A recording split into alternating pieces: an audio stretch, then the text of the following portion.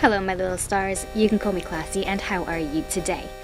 Today I'll be sharing the story of that one time I quite possibly saved an elderly gentleman's life. At the time of this story I was in year 5 or 6, so about age 9 to 11 years old. I was young enough to still be playing with other kids outside, but old enough to still be out after dark. It was early winter, so it was getting darker earlier, and I had a set curfew. In my neighbourhood there's an old manor house. It's been many things over the years, but at the time it was operating as a pub. And it's been there for a few hundred years at this point, recently being made into someone's home. There were rules that children were not to be on the land at all without parents, but we did so anyway because we were children and we didn't care. My friends and I used to go there just to play with the wooden battleship that was there for children when they were there for meals with their parents during the daytime. They weren't super consistent with that rule anyway. I think it was mostly in place because there was a section of the wall that was broken and crumbling and needed repair. My neighbourhood was built on a hill, so that means that on the other side of the wall it was actually lower down than the section of the land that the manor was built on. It was basically a safety hazard. There was normally some sort of cordon to keep people away from it, so everyone knew you shouldn't go near that section. So my friend Chelsea, which is not her real name, and I were playing on the grounds one day after dark. Chelsea and I weren't great friends, but we had a good relationship at the time, so it was just us, and that was fine. We were playing monster superheroes. I'm not sure why, but my friends and I each chose a monster. All the good monsters were taken, so I actually got stuck with Mummy as my monster of choice. Not that that was important here. Chelsea and I were in the middle of playing when we heard it. It was just the sound, kind of like a moan. We had thought at first that it was a ghost, because everyone knew there were ghosts at the manor house. Why wouldn't the grounds be haunted as well, you know?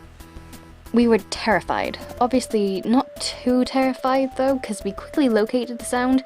And do you remember that section of the wall I mentioned earlier? The bit that was broken? Yeah, that's where the sound was coming from.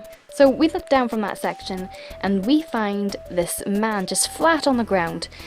Now, the wall was crumbling, as I mentioned. It was so broken, that means that there was a lot of rocks on the other side. It was overgrown as well, because they weren't obligated to take care of the land outside of the walls. So that means there were also nettles there as well. Not to mention quite a few twigs and leaves that had been there from years of trees.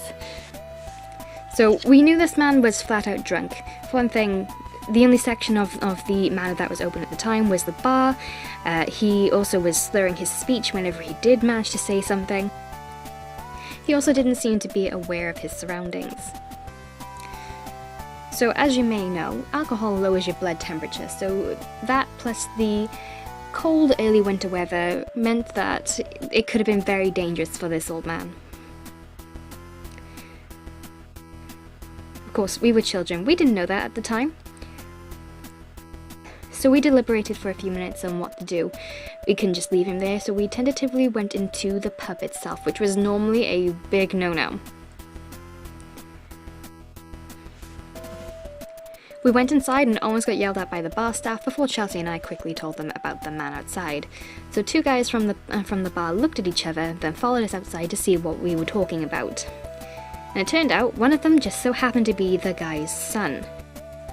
So we helped them as much as we could to get him back up on his feet so they could take him home, and the son actually gave us each a £1 coin as a reward for helping, and that was that.